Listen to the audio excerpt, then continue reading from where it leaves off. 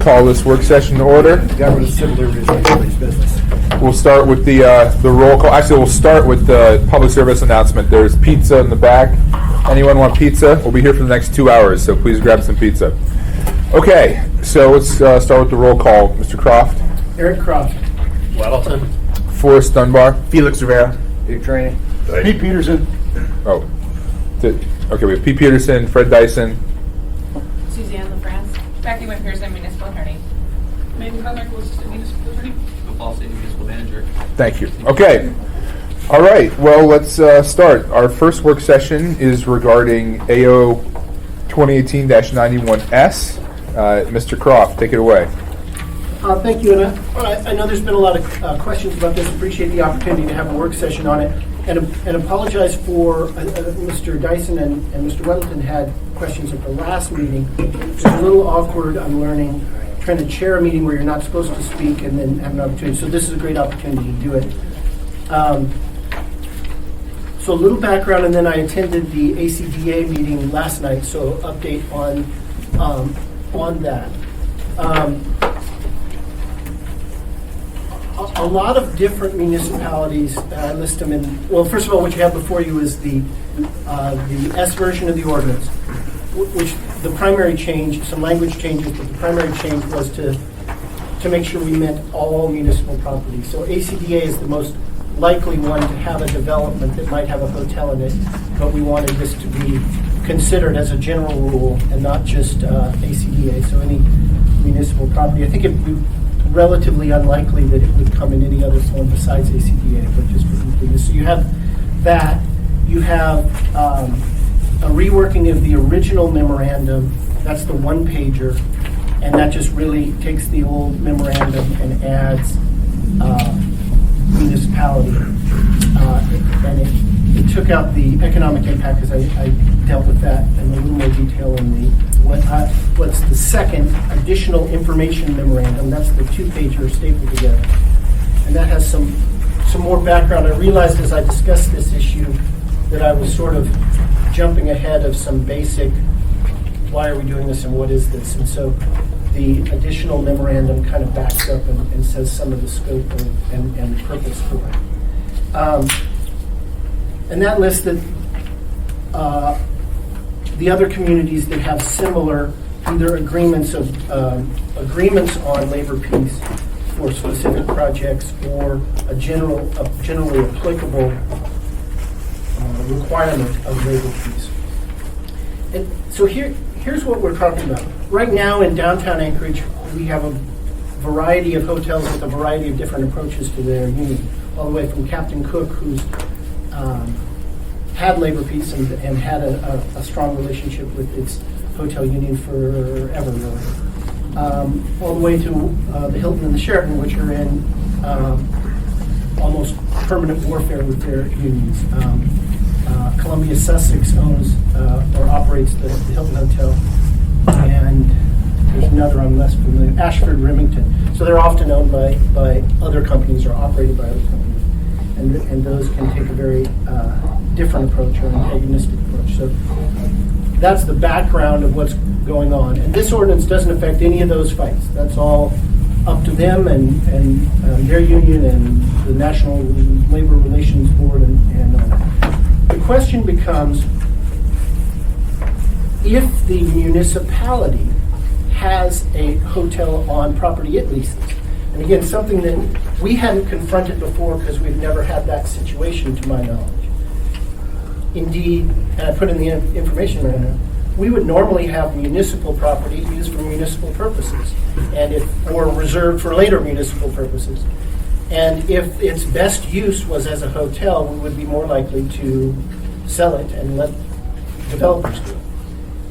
It's only when we get into sort of the modern era of public-private partnerships, and specifically what brought it up is me sitting on ex officio on the ACDA board and seeing a proposal, again for the first time that I'm aware of in Anchorage, where we would operate a transit center and a parking lot, and therefore we need to keep it in municipal ACDA hands, but that there would be an apartment complex and a hotel. Hotel came on a little later in the discussions about what might happen. and we would lease that property to them. And so now we'd have a hotel on municipal land where other municipal functions, parking and a transit center, were operating. And that raises the issue of what happens if there is a strike of that hotel? How does that interfere with or affect municipal operations? And in the most extreme example, if they're in the kind of fight the Hilton's in, do our buses cross that? Do our unionized bus drivers cross that? So we have it's analogous to if there'd been a proposal to put our bus transit center in the Hilton. I think we would all say, well, wait a minute, they're in a fight that we may not want to have our transit system downtown be affected by or involved. And constitutionally, and so I had to go back and look at cases and talk to lawyers and to learn about all this. That interest is one that the Supreme Court has said is legitimate for a governmental entity to have. Not to dictate the terms of, and people have said, and you won't see in the ordinance, what kinds of things that relationship they have to have with their union, what terms it has to have. There's none of that because it's both not our business constitutionally and not our business, I think, as good public policy. Our legitimate interest, if we want to assert it, is to say we don't want any strikes that affect our other municipal operations, in this case a transit center and bus. So whatever you got to do, hotel operator, to get an agreement not to strike, do. And we're not going to tell you what those are or are not. As I said, there was an ACDA meeting last night. The development of the transit center has been a priority for ACDA and a big issue for us generally, them and us, and the city. Because right now, or in its operation as of 6 months or a year ago, it was a big problem. ACDA spends upwards of $700,000 on security.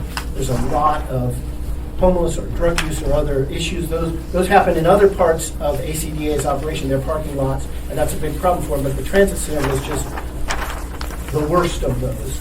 And we needed to do something different. It had been built on a sort of 20 or 30-year-old model where it's very open and a lot of things and a lot of public activity, and that was great, but it doesn't work in this environment. And so they slowly got all the tenants out. The burger shop was the last of them, and they went out for bids.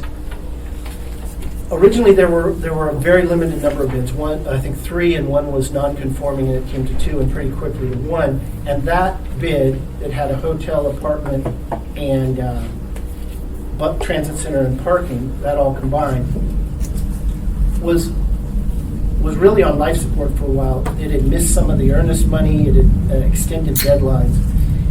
And it really was an open question whether it was going to be viable or not.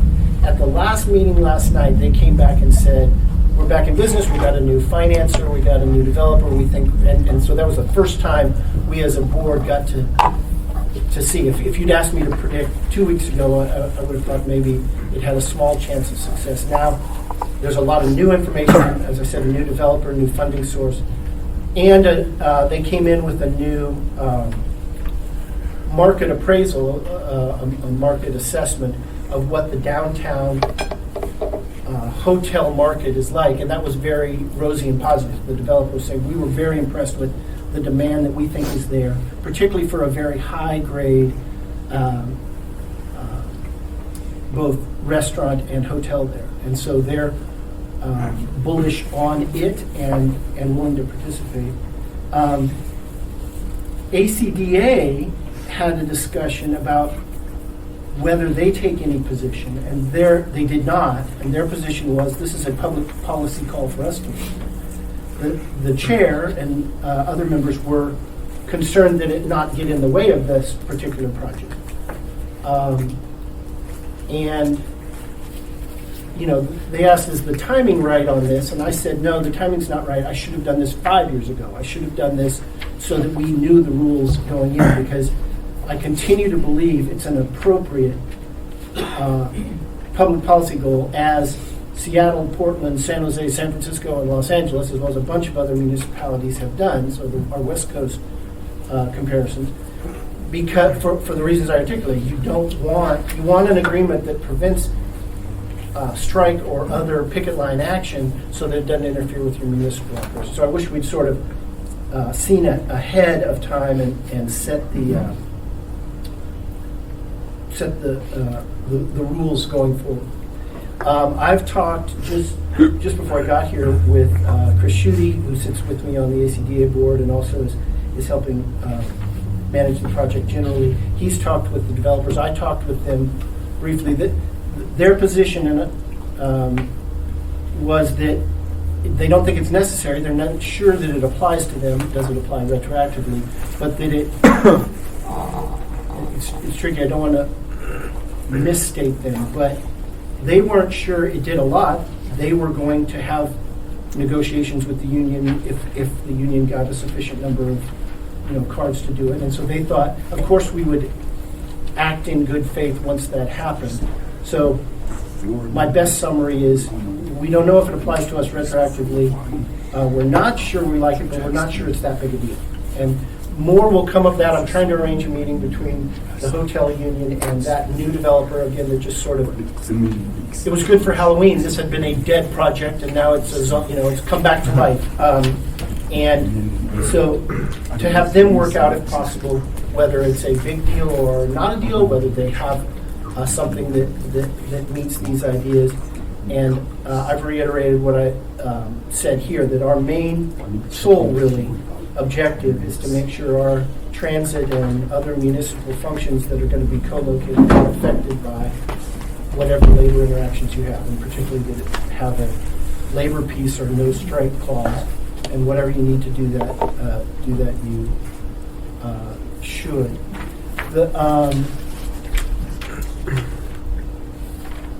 I listed in the attached memorandum, the sort of second memorandum, some of the points I just made. It doesn't affect the fights that happen on private. It solely has to do with labor piece that is no strike on things that will affect us, and some of the reasons why. I list the full cities that I know of that have similar either individual agreements on projects or general laws, and the companies that have operated under those, and the objectives. So, my current intention, given what I learned last night, is to delay action again and let the parties talk. I continue. The ACDA board meeting was last night, and so when I saw you last night. I was doing all kinds of everything. How are you? Yep. There's a double running around. Scary. There's a few of them out there. We didn't know it. Is that trick or treating also? Thank you, I think. So I would put it forward as the general appropriate rule in this instance or in similar instances where municipal activities might be affected. But am certainly willing to have the parties talk about it and make sure that this either doesn't interfere with the current proposal, or, to the extent that we have a very strong market for a luxury hotel in this location, I want to make sure we get the right partner and one that won't have those kind of activities interfering with our municipal operations. So either this developer or some other that will have those concerns met. So that was my presentation. Thank you. No, for the record, been joined by Ms. Quinn Davidson. Mr. Trainee. Sir, have you seen the diagram, I guess? Are they going to include a pharmacy? For years, we've been trying to get a pharmacy downtown, and there have been numerous talks with them to get one. Does a new proposal have a pharmacy going in there, too? I'll ask that. I don't think so. If you This would, has please. been a moving target, right? It's had the basic components that I talked about, a hotel, an apartment, transit center, and parking. But how they add some commercial into that, I don't think they've gotten to that level of detail, but I'll Big ask. good for me. It's just been over the years we've been talking about there's no pharmacy for people downtown, and this would be nice to have one. What's that back this? Were they proposing one in the senior development over by the old hospital? Not that I've seen. Okay. Thank you, Mr. Chairman. Thank you, Mr. Trainee. Mr. Weddleton. So I got a list, so maybe I'll go down if you want to stop me anytime. That would be fine. And I think these have been sent around. But so what is the difference between a labor peace agreement, a CBA, and a PLA? A CBA? PLA. CWA. CWA. The PLA we PLA, passed. Project Labor Agreement. CWA. I said CBA, CWA, thank you. Alphabet. So, very different. One regards the project labor agreements or community work agreements Workforce. are about construction typically. I don't think they consider the operation. They're talking about when you're building it. And what we passed was if you build something over $3 million, you're going to have an agreement that emphasizes apprenticeship programs and all these other things, hiring veterans and minorities and things like that. So it's the structure to do that. This is solely an operations of the hotel function. So they're different in construction versus operation. They're also different in in the things they require. This process for assuring that the workers have certain apprenticeship programs and characteristics and who you sign with. This is, you're not going to strike the hotel. So construction versus operating and a different end product. Okay, so in your fourth whereas it says labor management conflict can result in construction delays. That's not really relevant to what we're doing. Well, no, so it is in this if, to the extent that Columbia Sussex were going to be the hotel operator, you might see labor action from the very beginning. If you brought in somebody that there's already an ongoing war with, you might, it would more typically be in its operation labor actions that might interfere with our busing. But I can see a scenario where if it were the worst of actors, that would start and affect the construction and process. They would fight that from the beginning. I should point out that last night, it wasn't at the ACDA meeting, the developer mentioned, though was very cautious about it not committing to, that the hotel operator might be Indigo, or the hotel company might be Indigo. I wasn't familiar with them. I've looked them up since. They do these kind of luxury hotels. And I don't know anything about their reputation as opposed to any other actor. And Indigo would be like Hilton, the front part, so it wouldn't even necessarily tell us who was operating the hotel. But at least that is out there, that might be who might come in.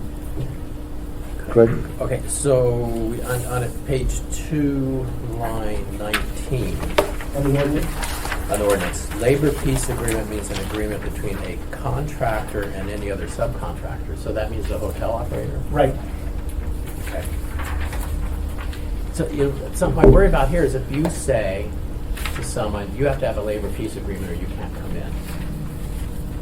Well, now I'm a union, I can ask for everything because they get nothing unless I get everything I want. I mean, it's just you're forcing someone. So we have hundreds of hotels in town, very few unions. I don't see people. So, but in this, so I don't sense a great need for this. But if you do it, you're saying, you just give all the cards to a union. Well, I list in the memorandum there's a number, 5 or 6 of union hotels downtown that have good relationships and 2 that have not. So there's a fair amount of unionization of the hotels downtown. It's more than you Downtown, think. but we have hundreds. Well, yeah, and some in Midtown. I think it's more typical that it would be a union hotel downtown than it is in Midtown, but there's some there as well. But a lot of this is controlled by the NLRB. Really, what these end up being is, and all the relationships are controlled by national labor relations law. The question is, are you going to fight it every step of the way, or if I bring in 51% of, are you going to work with me on it? So there's a lot of things you don't get or can't ask for because it's controlled by that process. But the real difference is once I present that majority of workers? Are we going to have an ongoing battle, or are we going to have, are you going to use every tool of the NLRB to stop me, or are you going to agree once I get 51% to act in a different way? What's that? I'm sorry, what's the 51%? In order to just they're not automatically unionized, so in order to certify a union, to start the process, you present to anybody, but in this case the hotel, here are 51% of your employees who would like to join a union, and that starts the process. Can I just? Well, I want to Is that federally interject. required programs there? So I'm going to interject a question, then we'll go back to you, John. So what John was saying about, if a union was acting unreasonably and saying, we will not agree to this unless you accede to these demands, I could see them getting to a point where they were at loggerheads, right? Is there some kind of mediation or binding arbitration process they would then enter?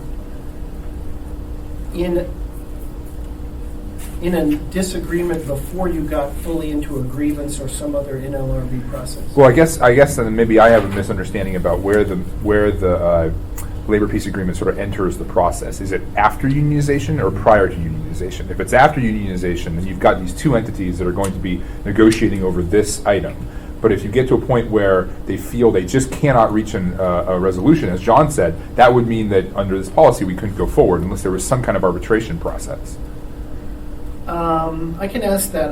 I think that typically they are before, and you say, if I get 51% of the cards, we're gonna proceed in this manner. We're gonna do this or that, and you can't agree away some of the basic features of that national process. Can I, since it's related to this? Yeah, go ahead, and Is then that we'll go okay, to John? Mike. Go ahead. Awesome. But this doesn't dictate what the agreement has to be. It just says there has to be an agreement, right? Not only doesn't it can't and shouldn't. So some people say, well, where is what they have to do? And constitutionally, you're not allowed to do that. The Supreme Court had said, our legitimate interest here is don't have strikes on my municipal property, not dictating the terms of labor. That's either not our business or preempted by the NLRB process. So yeah, we don't say what it is, we say the end result we want, which is no strikes on our municipal land. Go ahead, John. So just to go, ACGA somehow chooses an operator, and they say, okay, I understand I need a labor peace agreement. Should 51% of my future employees choose to join a union? Is that how it goes? So they may not have one. I mean, maybe 51% don't. Maybe they don't go union. Right. They don't want a union, so they're just going to hire people. And the union comes in and says, we have a vote. And if the union manages to get 51%, then they have a labor peace agreement. And if they're not union, there isn't one. Or if their people choose not to be union, they still have to have a labor peace agreement, even if they're not union. The middle one, right? That you say, if you get 51%, we will certify it. And this time we will use these procedures. If they never do, they never do. So you have a labor peace agreement that never became effective because the union failed to ever get enough to start the process. But so I put down in terms of questions, I'll ask what happens in an impasse. What if unreasonable on either side or whatever? What goes on? Help me to phrase your question as I go out and try and get that. So that I took to be Mr. Dunbar's question. Can you help me phrase yours? Mine? Yeah. Would it have an effect if they never got their 51%? Well, it says you have to have a labor peace agreement. Boom. Okay, so that assumes you're going to be union then, or does it? So I don't need to be union, I just have my 200 employees and say, hey, everybody agree when you sign on not to strike. Or they have to have one, whether they're union or not, according to this, right? You have to have a labor peace agreement. Right. And someone coming in. Do you? I mean, it says covering the component of the property with each labor organization which represents or reasonably might represent workers. But if there isn't one, then you Okay. have it, right? Where is that? Well, I'll Is ask. that correct, Eric? It's the not bold part of 25, 35, Page 6, two. 7 at the bottom, yeah. So it's like saying how you have to do it, but then it says if there's a labor organization that represents the workers on the project. Does it say if? So Well, we have. it says with any one which does, so if there's one which doesn't, then it wouldn't apply, right? I mean, I'm just reading this for the first I time. have Becky in the queue here. Perhaps she has some insight. Through Chair, if I might, regarding the drafting, and Megan with me here is a real expert in this area, I'll defer to her if I'm not caught on base. The way I read this and the way it was drafted, it's, I would assume that there would need to be an agreement with Unite HRE Local 878 for basically any hotel in Anchorage, because they represent the local hotel workers, and they presumably would be the union to represent any workers which would organize if they weren't already, if the hotel wasn't actually engaging with union workers, and then they elected to unionize. The way it's drafted, it's any organization which does or reasonably might represent hotel workers. So it could certainly be redrafted. The way I read it right now, you'd expect a possible hotel developer to come in with an agreement with HERE that says, if you represent workers in my hotel, you're not going to strike, and this is whatever we worked out. So it's for sort of our insurance. implicit. That's the way I read it practically, the way it's drafted right now. But again, it certainly could be redrafted. This is not my primary area of expertise. Megan knows more than I do. Croft knows quite a bit as well. So I defer to that one if there was a redraft that was desirable. I think you do that. You'd have an agreement with Unite that says if Unite gets 51%, here's how we're going to handle it. And that it would be, you'd have it before, but if they never got it, it wouldn't ever have any effect. You would have the agreement, but it would never do anything until they had organized your workers. And if they never did that, it would be an agreement that wasn't doing anything. Fred, you had a question? You had a question? Yes. Yeah, Mr. Dyson. Sorry. Don't ever want to be pejorative, but this amazes me. So I first, it came I don't up think it's in a good way. 10 days ago, I thought, is this going to give our landowners, Muni and Heritage Land Bank, an advantage? Because come and deal with us, and it sails through. And I thought about, wait a minute, it puts us at a huge disadvantage, following the line that John. So you have a national hotel operator, property manager, that has a history of a very enlightened employment thing. They pay 20% more and have a great employee relations, low turnover and stuff, and that's worked very well with them for everywhere. They're looking at starting here and saying, well, wait a minute, these turkeys are going to say we got to have a union contract. We've never done that. This other operating model works very well for us. I'm not going to touch this with a barge pole. And also, so we've excluded what can be some of the better managers around. And secondly, before you drive the stakes in the ground to start moving dirt, you've got to have not only an agreement with the contractor, but the operators, the room stewards and the cooks and all those laundry people, concierge, or however you say that, before we even start turning dirt, and that just, and here you've hired a contractor, you got performance bonds that include schedule, and you fire the get-go gun, and that contractor's got to get his job done within a certain amount of months, some of which are weather dependent, and then you got this huge roadblock where you're going to have perhaps what's colloquially called a competitive exchange of pressurized urinary fluids over the contract. And it screws up that whole process. And then if we don't do what you ask, I will certainly, whatever means I can, ask the administration to make sure when they're signing contracts that our Teamsters or whoever the bus drivers are and road cleaners and all those guys, that they cannot refuse to cross a line where there's a strike going on, as in plowing the roads in front of the bus barn or the transit center or whatever, because that's public transportation, and snow clearing is a vital function for us. So anyways, Trying to get all these down, but yeah, but I just see you putting a huge roadblock in both the construction and getting good contractors, operators to bid on our work because of this impediment you put in their place. yeah, so I heard three things, and you can tell me whether I hit them all. The first one, sort of the Costco analogy. Costco is known for being very good to its workers and has never been unionized. And when I talk to unions, they say, yeah, we don't even try. They're so they pay good wages above average. They treat their employees well. They do things so go on, and they don't bug them.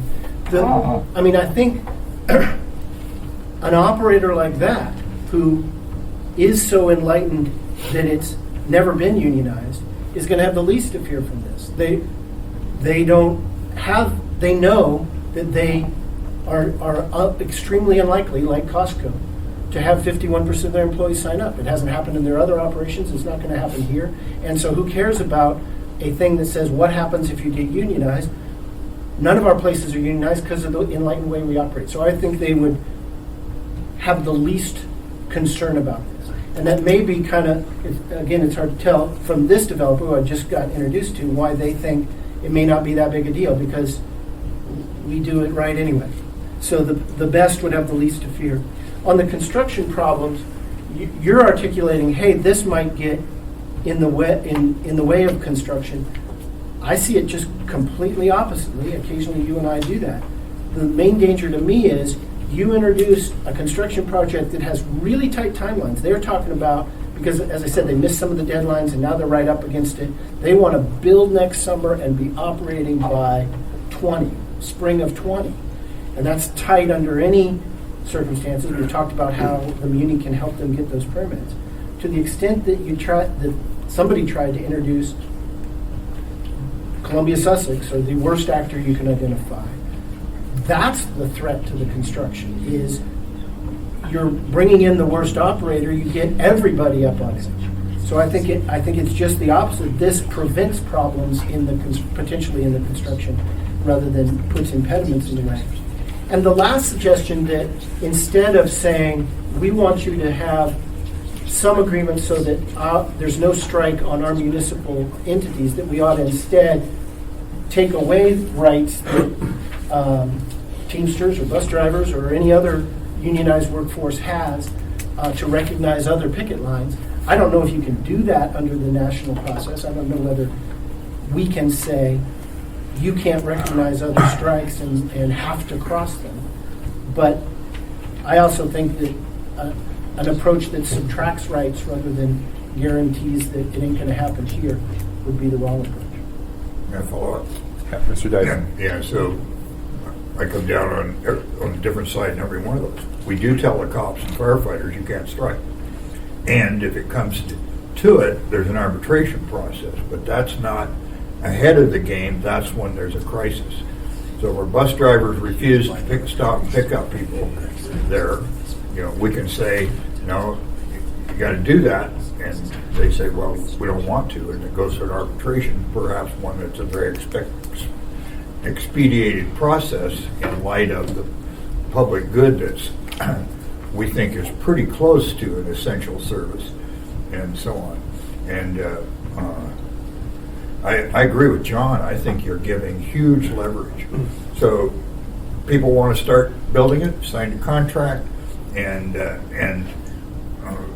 we say you got to have a labor agreement, and they say with who, and we've never done this all over the country, and so on. And the union says, well, you got to do it here. Are you intimating that they've got to go out and get 51% of employees who've never even been contacted about a job to somehow or the other get a petition for jobs they don't have and aren't even open yet in order to get this labor peace thing? No. as answer that last question, the burden is completely the other way. The union has to go out and get the 51%, and nothing affects that. Of who? What? Who do they go out to? There's no employees even been, jobs even been advertised on the operating side. Then there's no unionized workforce to trigger anything in this. Well, I don't know how in the world can that work? You gotta have that labor peace thing before you move the first shovel of dirt. Don't you? On your agreement? My turn?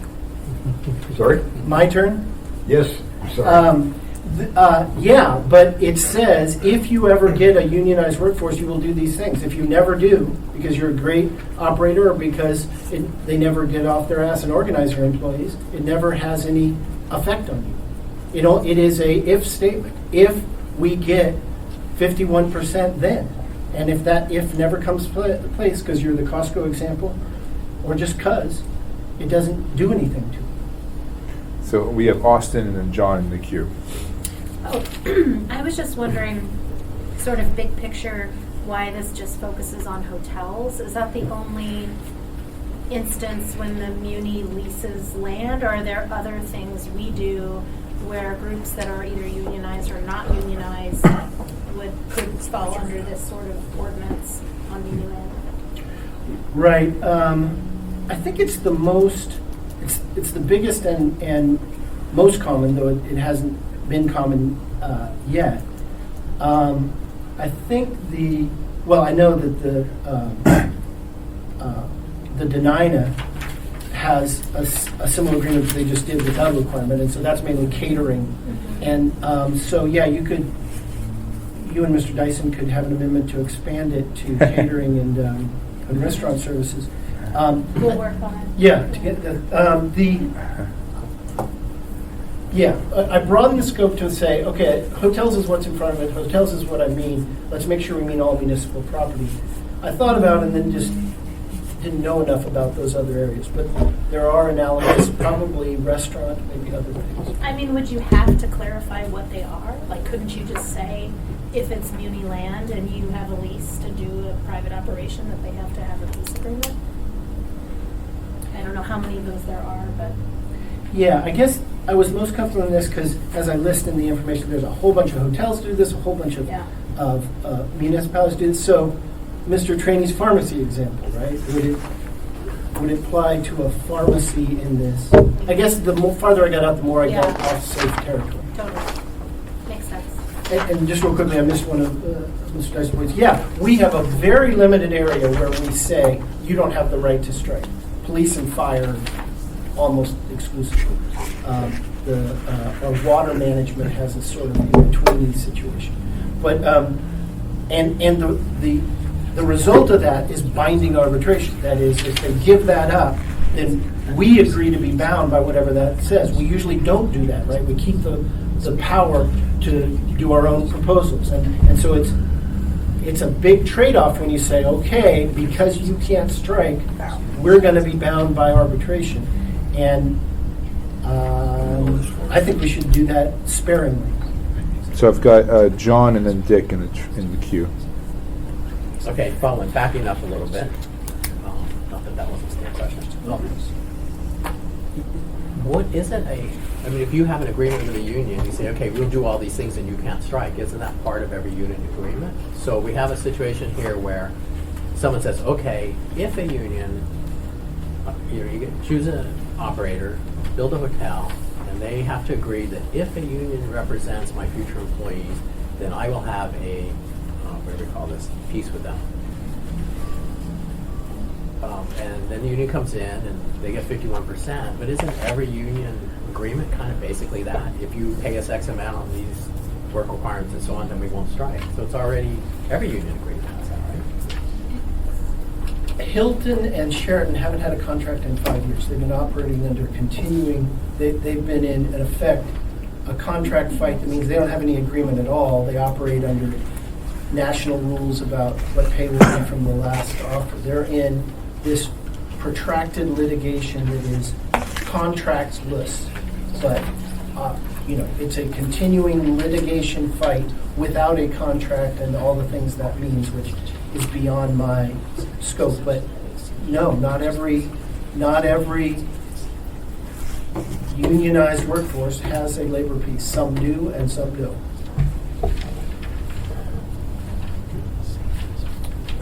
Becky and then Mr. Trainee. If it's helpful, we were sort of sidebarring over here to talk about, there are a couple different legal frameworks that come into play here. Mr. Burlington is correct. Generally, every collective bargaining agreement does contain in it a provision that says as long as the CBA is in place, the workers won't strike, as long as it's being followed. He's also correct that the problem with many of the hotel operators is that they're out of contract. The idea with the labor peace agreement is that it would somehow be another layer over the contract layers or over and above that would create an overarching prohibition on a strike that even sort of supersedes the existence of a contract. And then there's also a layer of federal law and kind of which employees can be really prohibited from striking. I can go into more detail, but police and fire fall into a different category than teachers and restaurant workers and et cetera in terms of whether or not they legally can, under federal law, strike and stop providing the kind of services they do to the public. So we're also dealing with that framework, which is different, again, for hotel and restaurant workers than it would be for the police and fire department. Do you mind? Can I do what Mr. Dyson is proposing? Tell my bus drivers and other employees you can't strike, or you can't refuse to cross another striking picket line? You're not telling them not to strike, you're telling them they can't strike, they have to cross another picket line, right? Well, But they it can't. was in the alternative, but both of those ideas, but go ahead. A lot of CBAs do contain language that prohibit, employees under a certain contract from refusing to cross a picket line from other unions. So, like police and fire have to cross the picket line in each and every instance of any other people that are striking. They have to cross the picket line in order to do their job. And a lot of contracts do have some language about that. In those areas where the federal law allows you to have a no strike, you can also have a no cross picket line provision. Correct. Or a must cross. Right. Must cross. Yeah. Mr. Trainee? Thank you, Mr. Chairman. Getting back to police and fire, the way we operate with them is we have arbitration, it's binding arbitration. In other words, both sides agree to whatever the arbitrator decides becomes a contract that we end up having to approve as an assembly. Which is not the case with a lot of our other contracts, right? Because I It's not remember the same with the other ones. we had the case with the pipe fitters came to us like last year, the year before, and it was a non-binding arbitration. Am I misremembering that? And I was sort of baffled by that. Why is there non-binding arbitration on this? But anyway, Because I'm sorry. some things like police and fire are so vital to the maintain of the city that we agreed to that. There was some argument a while back that shouldn't that also include AWW workers? Sure. Because isn't sewer and water that important? We haven't gone that far yet. But look at the school district. They go through mediation, they go through arbitration, but it's not binding arbitration. When their arbitration fails, which I think it will, then they can go out and strike. They've got that ability. But because we've worked out this agreement with police and fire, they can't ever strike. Mr. Dyson? Yeah, so when you were explaining your answer to my earlier question, I thought, well, as usual, I haven't done my homework, but in your memo, line 18 and 22, you mentioned that you're going to have construction delays and so on and so forth, increasing the cost. And I assumed that what you were doing here you were aiming at not having construction delays and projects held up. So that's what made me think that your proposal eliminates labor problems during the construction phase. And when you made your explanation, I thought, oh, I was wrong. Then I looked down on page 3, line Of the ordinance, right? of Yes, 43, it says you got to have these things in as a condition precedent for entering into the lease. So that means you got to, it seems to me that before they even get their proposal accepted, they've got to have this lease or this agreement with employees that they haven't, that are just out there in the cloud, so to speak. You know, the union's got to go out and find people that might be employees. help me understand what you're doing here. Yeah, it's both risks, right? It is the risk that lack of this would have caused construction delays by other unions that are construction unions beyond our control that won't cross it if there's a fight going on before this. And there's probably more significant, but this is a pretty tight construction project, more significant is operational impacts from labor actions to our busing and other things that we've had, other municipal functions. So it is both. And you have the agreement with the union. So you go to Unite and say, not identified ex-employees, they're not there. We have an agreement with Unite that if they organize our employees, which they have not yet, and we haven't started construction yet, if they do, we will do certain things and won't do certain things. And we've agreed, and Unite has agreed, if they get those, they're not going to strike. And that gives us the assurance there won't be construction delays and that there won't be operational problems. Yeah, I finally understand what you're saying. Yeah, and the whole picture in unions in North America or in America has really changed. And many construction, the trades, they've got it figured out. If our company doesn't do well, we're out of a job. And they are far more enlightened about that. And strikes and slowdowns on construction projects almost rarely happen, in Alaska, and particularly this town. We've had very good contractors and subs, some unions, some not, working very well on the jobs. And it is because of folks having enlightened self-interest, and some of them actually having honest public service in mind. Well, let's get the job done. And, so I think that's a very small threat that we're trying to avoid. And experienced operators and so on who will bid on this, those guys are smart enough to know that the general and the subs they'll hire are very unlikely to precipitate this, strikes during the construction project. So, anyways, I appreciate your helping me finally understand what you're saying here. I still disagree, but it's a rational explanation. Appreciate that praise. Yeah, you respond to me with Mr. Welton in the queue. Is there anybody else? Okay. And then we'll have a little time for audience participation, and then we'll go to the next work session. At the risk of agreeing with you, I agree with you. I think that is the lesser risk and may even be, it's somewhere in that category.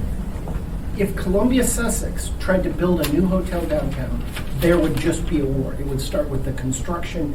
Everyone knows what that is, and I think you'd have a united fronts trying to stop it. So that, and when we then talk about putting an unknown operator in our facilities, whether it's construction risk, and you think, and I may agree that it's manageable, but possible but unlikely, or whether that fight bleeds into our operations, I would prefer to know that we don't have that.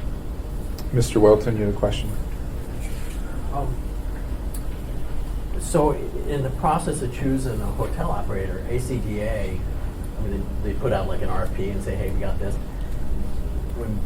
It seems like they would have latitude to say, you're going to be too much trouble. You have a bad history with union relations, and it's going to mess us up. We're not going to choose you. ACDA has I couldn't tell you who's on that board, I guess you, but I know in general I've looked at it and said these are some pretty smart people. We give them a huge amount of latitude on what they do. Even this guy? He's one of them. He's pretty smart. Fred said that. Though he hides it. Repeatedly. With emphasis. I didn't say, I came from You Fred. said he bears watching. Yeah, it wasn't. But It was me. And we give them a lot of latitude in deciding these things. It's like, I'm surprised they said, oh, it's a policy call for us. But if we just leave them alone, I think, one, they'll say, there's good operators and bad operators. We want this to be a success. This company has huge problems, and whatever it might be. They got lots of mold in all their hotels. They don't have good labor relations. We're not going to choose them. We're going to choose a good operator. And we just keep our hands off. Union can come in after they get operating and put it to a vote, and maybe they go union or not. And then in most of these union contracts, they have a labor peace agreement, and we're all good. We haven't muddied things up here, we just left it. But it seems like the current situation is good. Yeah, so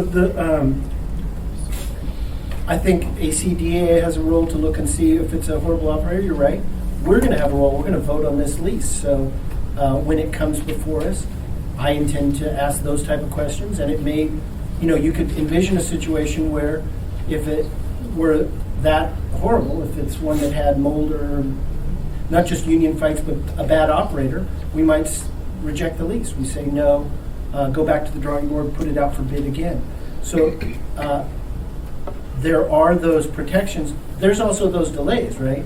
And so that would be unfortunate if we had to do that. If they brought us such a bad operator that we had to say no, start it over again, that would probably at least put it off for a year, I would think. Mr. Schutte said at ACDA, but part of this is to have it be part of the process. So knowing the rules going forward, and that is an unfortunate part of this getting so far, coming back to life and being so far down the process is it'd be better. I think that's why I said I wish I'd done it 5 years ago. I just couldn't see that far. You also weren't on the assembly. Well, there you go. I was on the school board. Small details. Yeah, that how we should let people know this is the kind of things we expect. We don't want strikes on our co-owned facilities, so work that out somehow. And putting it in now helps if there is a next project. Yeah, very briefly, then I want to ask him a last Well, question. I just say, one thing, any hotel operator doesn't want strikes on their property, so there's already a huge incentive to work out a deal where you don't. Obviously a couple don't, but we just don't generally have that problem. We got tons of hotels in town. But the question on the lease, we approve a lease, but we just did one for the no longer formerly known as LIO building. And you said, well, it's actually the administration side to do a lease, and we saw the parameters. So would we have control over who we say we don't like this because it's leased to so-and-so? Do we get that information and have that right to do that? You do. You have, through the chair, with the ACDA lease, there's a value threshold in Title 25, so I think it's $6 million. It's the value of the lease document. In the instance of the transit center, the lease will come back before you because it exceeds that value. So you could say, no, we're not approving the lease. Again, it comes down to the nuances. It's the same thing that we talked about when you leave a property.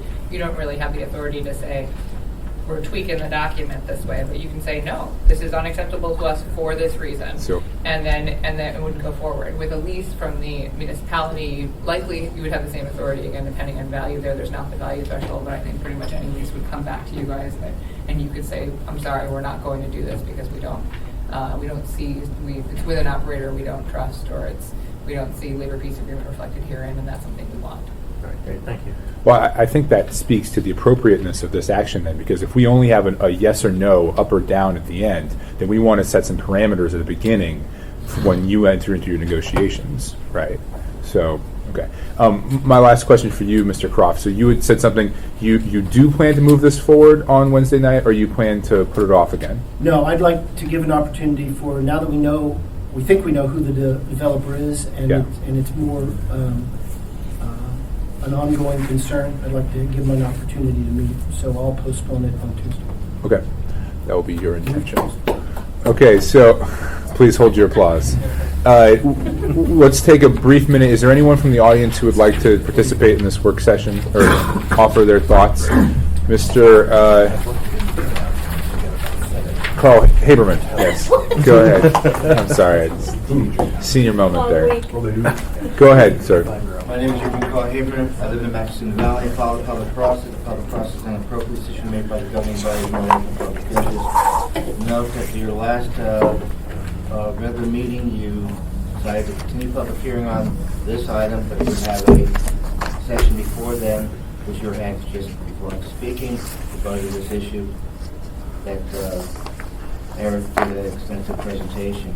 Now, I do attend a lot of meetings, and one of them is the Anchorage Community Development Authority, and I was present at that meeting last night. But my concern here is this. I didn't see a focus of what happened at that meeting I heard, because I was hearing what key members of ACDA were saying about this scenario, And one thing is, they all quote, and this make this clear, they already have a development agreement. And they expressed concern, when I say they, not all were spoke on the issue, appear to be the chair, saying is, yes, maybe earlier you should have come to this thing, but they're concerned about this project, an existing development agreement. So you going in and doing what you're doing right now, what I was hearing from at the meeting, taped, was a concern that coming in like you're thinking about is how is this going to interfere with their project, an existing development agreement. But this, in the entire conversation, I've heard prior to my speaking, didn't really bring that out. And so here, why didn't, and when I'm concerned about that fairness of bringing out the picture of what is being reported, and fortunately I do attend meetings, and I'm telling you, there is concern from members of the ACDA that was present. No board members put a resolution or anything before that, but there was concern. They have an existing agreement, and you play this, how is that going to affect their project that already is in play? So another thing is, I would encourage you to number one, is you already have on for public hearing, agreement to continue public hearing. And I would encourage you to continue to have that public hearing Tuesday night, so it goes on the record so people could hear and say, and then continue public hearing again for a third time, because you have it on the agenda. And what I'm concerned is, and I'll stress this in closing, is I suggested before that you need to move these meetings at the Anchorage Assembly chambers. Have video, audio. This, what I heard today, it would have been very valuable for the public to really hear this discussion that you had played here today. And you've been having extensive budget sessions in this room. You need to move them there, video, audio, for the people to really hear what you're saying. And what we have here is a public is blind to this scenario, and so I encourage you to continue public hearing and have it the Tuesday, because I'll be there definitely, unless weather. And then last thing is and then continue public hearing again. Thank you. Thank you, Mr. Haberman. This work session is closed.